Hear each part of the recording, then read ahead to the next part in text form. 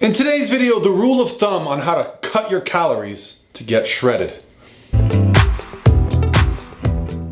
Hey guys, what's going on? This is Paul Ravella from ProPhysique.com. Happy Saturday. Hope you guys are having an awesome weekend. I know this quarantine thing has got us all kinds of adjustments going on, but I feel like we're in the groove now. And today's video comes from my Instagram direct message. So what I'd like to do is answer your questions. So send them here. And hit the subscribe button if you enjoy this type of content around the evidence-based approach to losing body fat, adding muscle, and hitting all your physique goals. So how do I adjust calories? Now, the question, I'm gonna explain it to you guys, but the reason why I'm answering it is, well, it's what I do. It's what I do on a daily basis. I love to help people get shredded. A lot of my clients compete in bodybuilding shows. I compete in bodybuilding shows. But a lot of people just want to get lean for their own benefit, their own, well-being. Maybe they're gonna do a photo shoot. Maybe they just always wanted to have a certain physique and now they're working towards it. So I'm gonna ask the question right here. I'm 43 and have been cutting successfully for a couple of weeks on 2,600 calories. I'm down 5 pounds. I'm wondering if there is a rule of thumb, a percentage, say 4, 5, 6%, etc., for the amount I should reduce my calories every week to keep the progress going. I want to keep losing fat, but I'm unsure how far to go. Probably when the love handles are gone. Thank you, Eric. Wow, a lot to discuss here because I think the first thing I want to remove is the idea that you adjust your calories all the time. What I see as a coach, and even with myself when dieting and reducing calories, what typically happens is that we make an adjustment to calories and cardio to increase our deficit. One thing I want to add, guys, we are starting our transformation challenge on Monday on ProPhysique.com. All the details will be there. If you want details now, email sam@ProPhysique.com. We're going to have a 2-week registration period before the transformation challenge starts. And then what happens is that we consistently lose body fat for, say, 4, 6, 8, 10 weeks, depending on how adaptive your metabolism is, depending on how you're handling your life outside of the gym.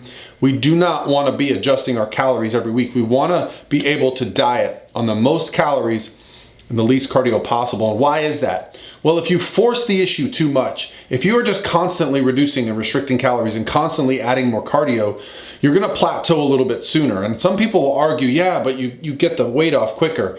Yes, but you're also setting up a terrible rebound.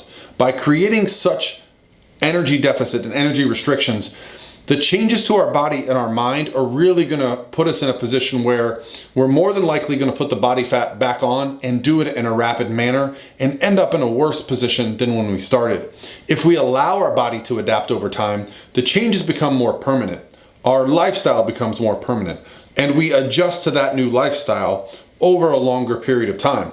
So I want to give you some hard numbers on what you should do. At 2,600 calories, being down 5 pounds, give yourself a week-over-week check-in, right?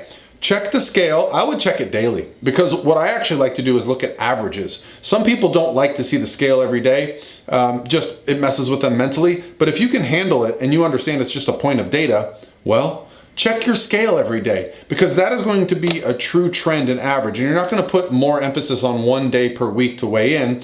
Whereas if you had some higher sodium, you didn't get as much sleep, you're sore from training, whatever it might be, the scale might be up that day. Well, let's remove that doubt. Now, look at your week over week. If you're losing 1% of your body weight or more, do not adjust, okay? So if you're 200 pounds and you lose 2 to 3 to 4 pounds in a single week, do not adjust. That is fantastic, right? You are over that 1% mark.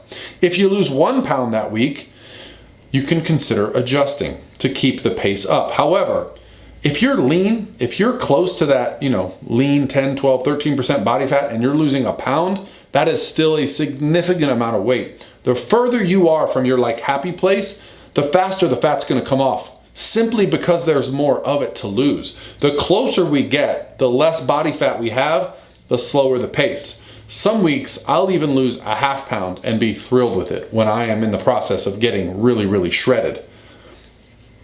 So what about the hard numbers? What should you reduce? Let's say you've waited and you're not dropping and you're at 2,600 calories.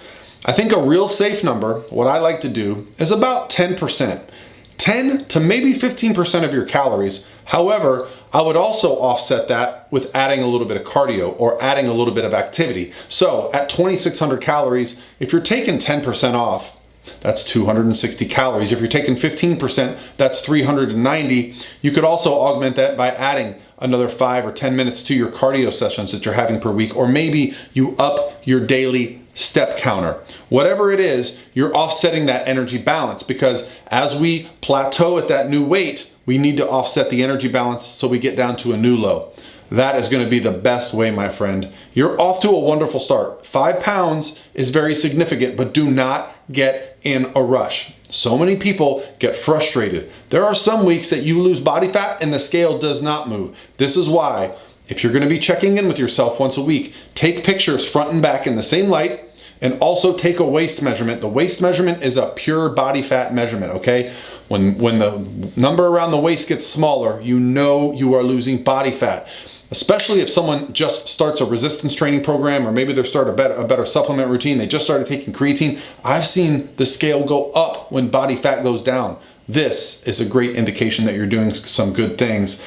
It's not just about the number on the scale. So that's it. When it comes to adjusting your calories week over week, don't do it. Wait until you stall. Once you've stalled 10 to 15% of your calories, bump up that cardio a little bit. Let's keep the ball rolling. Now, as your calories start to get lower, and if you're a female and you're eating, say, 13, 14, 1500 calories, 10% might not be enough. You might have to go to that 15, maybe even 20% mark to get a significant drop coming. This is where you have to weigh the pros and cons of moving more and eating less and finding what works best for you. All right, guys, that's it for me. I'll talk to you guys tomorrow. Have a great rest of your day.